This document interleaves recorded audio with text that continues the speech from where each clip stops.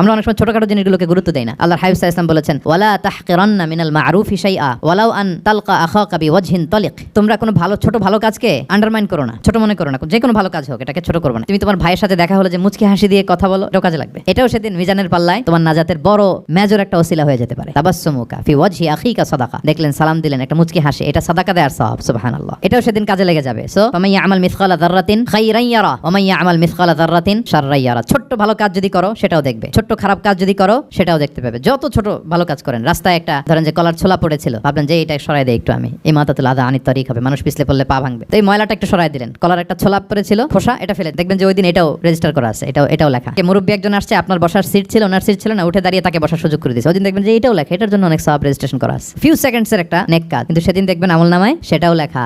কারো ব্যাপারে, এর ব্যাপারে ওর কাছে যে কান ভারী করছেন, ফেসবুকে একটা বাজে কমেন্ট করে দিয়েছেন, দেখার কেউ নাই, ধরার কেউ নাই, দিলাম একটা গালি, দেখবেন যে ওই দিন সব একেবারে ক্ষুদ্র থেকে ক্ষুদ্রতর অনুপরিমাণ খারাপ কাজ, ভালো কাজ আল্লাহ সুবহানাহু ওয়া তাআলা তিনি সেদিন আমলনামায় সব তুলে রাখবেন।